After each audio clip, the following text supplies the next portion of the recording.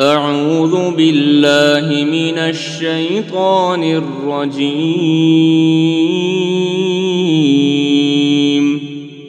بسم الله الرحمن الرحيم.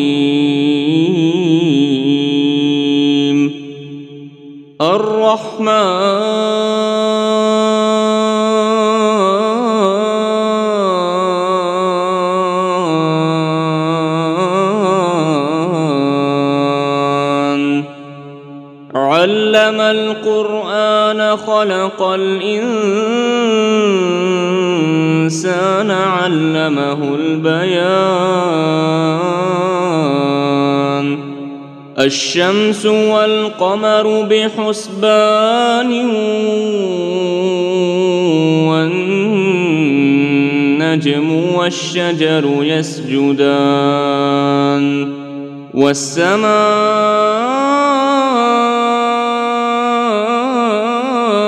رفعها ووضع الميزان ألا تطغوا في الميزان وأقيموا الوزن بالقسط ولا تخسروا الميزان. والأرض وضعها للأنام فيها فاكهة والنخل ذات الأكمام والحب ذو العصف والريحان. فبأي آلاء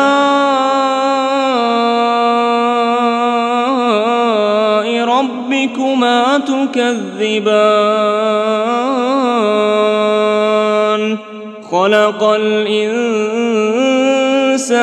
من صلصال كالفخار وخلق الجان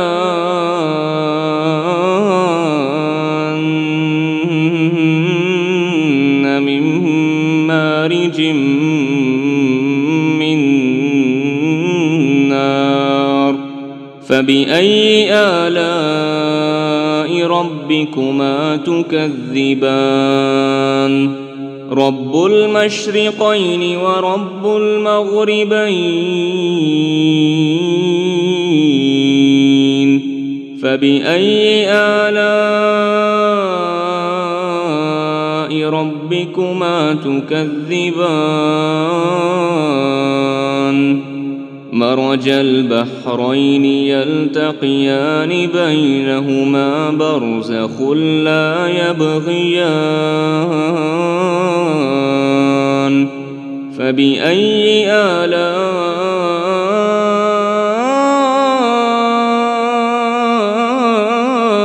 ربكما تكذبان؟ يخرج منهما اللؤلؤ والمرجان. فبأي آلاء ربكما تكذبان؟ وله الجوار المنشآت في البحر كالأعلام.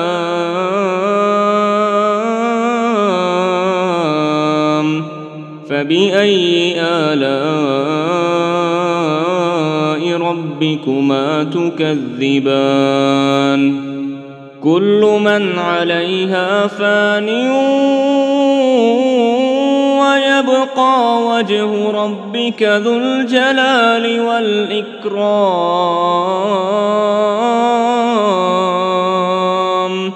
فبأي آلاء ربكما تكذبان؟ يسأله من في السماوات والأرض كل يوم هو في شأن. فبأي آلاء ربكما تكذبان؟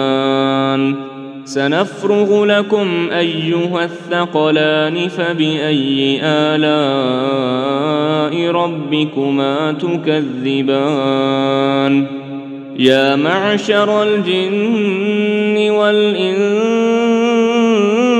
إن استطعتم أن تنفذوا من أقطار السماوات والأرض فانفذوا لا تنفذون إلا بسلطان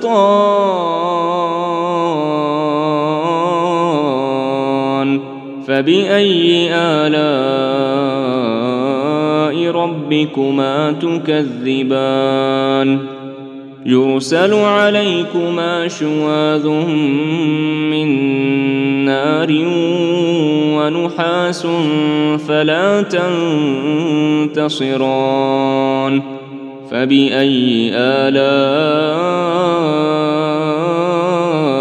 ربكما تكذبان فإذا انشقت السماء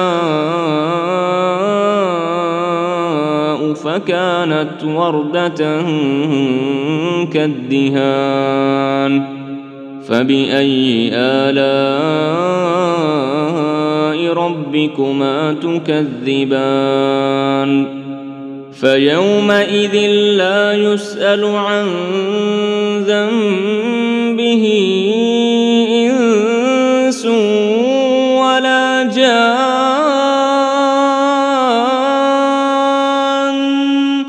فبأي آلاء ربكما تكذبان يعرف المجرمون بسيماهم فيؤخذ بالنواصي والأقدام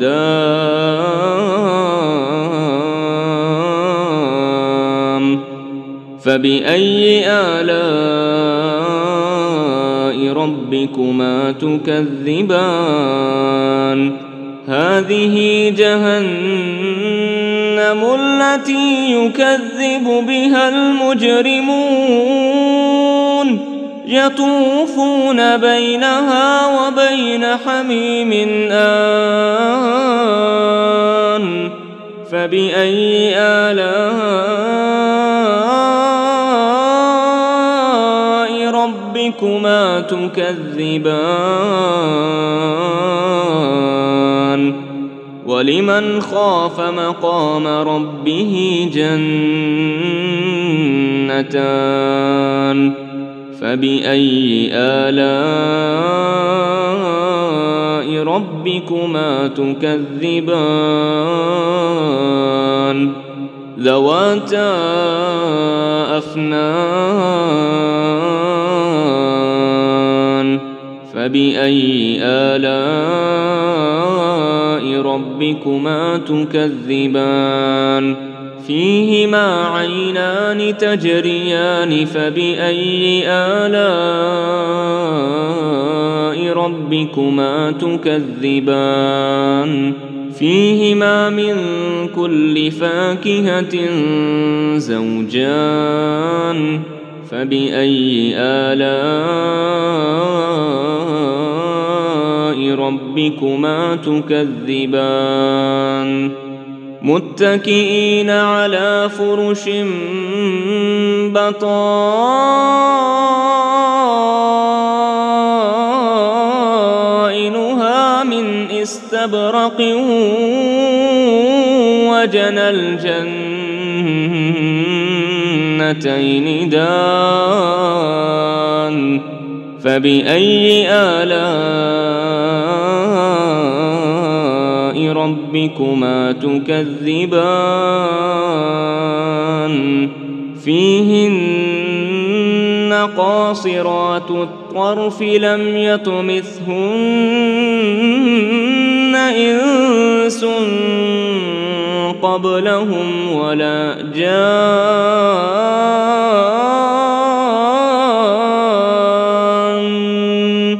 فبأي آلاء ربكما تكذبان كأنهن الياقوت والمرجان فبأي آلاء ربكما تكذبان هل جزاء الإحسان إلا الإحسان فبأي آلاء ربكما تكذبان ومن دونهما جنتان فبأي آلاء ربكما تكذبان مدهامتان فبأي آلاء ربكما تكذبان فيهما عينان نضاختان فبأي آلاء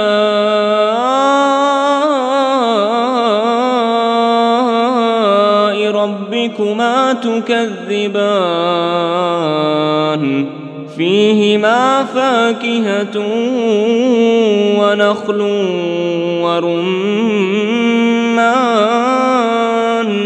فبأي آلاء ربكما تكذبان فيهن خيرات حسان فبأي آلاء ربكما تكذبان حور مقصورات في الخيام فبأي آلاء ربكما تكذبان لم يطمثهن إنس قبلهم ولا جان